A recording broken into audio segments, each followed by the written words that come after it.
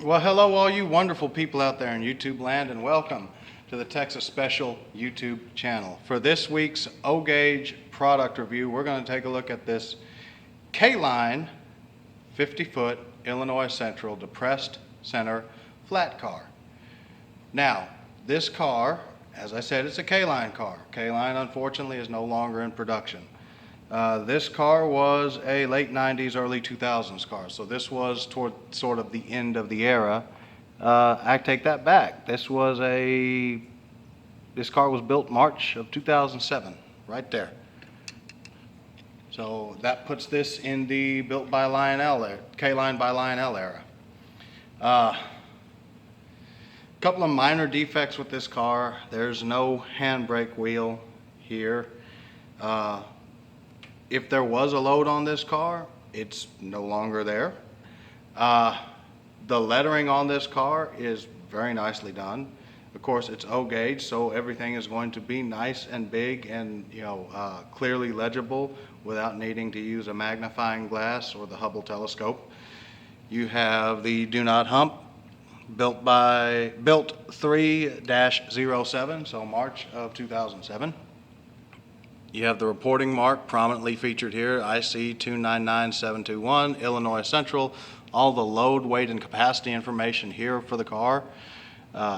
You have these frictionless bearings. They are not sprung trucks, but they do have the springs in here separately applied. The wheels are metal, of course, and there are operating magnetic type knuckle couplers on the car. And this is more of a scale type car. It does have the little air hose hanging beside the coupler, which you'll see here in a moment.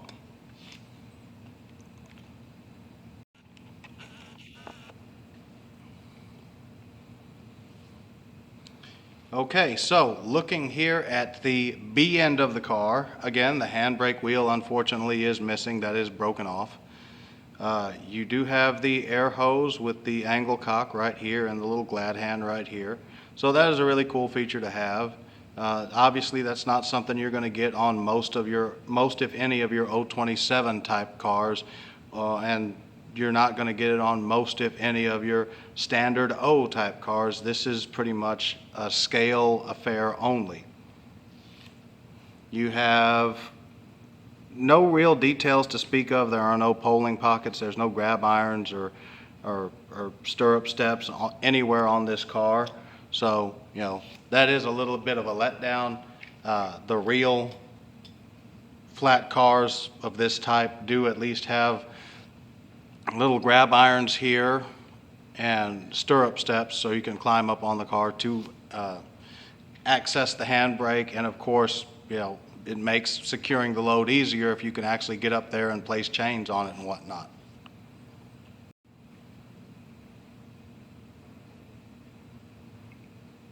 So looking at the underside of the car, and yes, I know the camera is solely focused on the B-end truck right now. There's a reason for that. You have these brake pads and some of the brake rigging here on the truck itself represented. The axles are a little rusty. This car was purchased used, and it did not. The dude that had this before did not store this in the best of conditions, and it's really amazing to me that this car is not in worse shape. You have this little shoe here, and the way this works is it is meant to be activated by a magnetic uncoupling track section to operate the coupler automatically.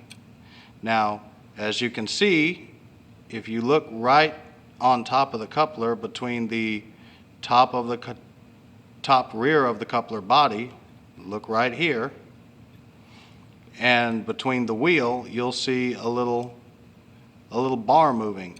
That is actually a manual uncoupling lever. You can manually uncouple this car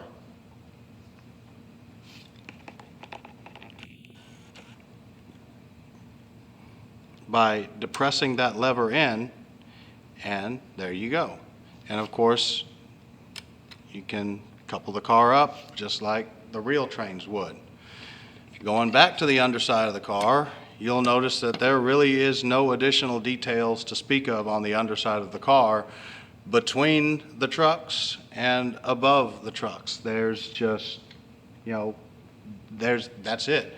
In fact, the only thing of note on this car, and I'm just now noticed it, you do have the K-line electric trains stamped here on the bottom of the underside of the floor into the plastic. This car is rated for 031 curvature, and I'd be willing to bet that it could handle 027 curvature. It definitely would not look good at all on 027 curvature. The overhang would be way, way, way excessive. It would look way, way stupid. But I'd be willing to bet stupid money that it would be able to actually operate on 027, given that it's truck-mounted couplers like most O-gauge trains are. We are going to throw this guy on the Texla Model Railroad Club's modular O-gauge layout and run it around the railroad and see what it does. That's not really going to be a major operational test with regard to curvature, since the curves on the Texla Model Railroad Club are 072 for the main line and 048 for the industry spur. But we'll see how it handles rough track. We'll see how it handles switches.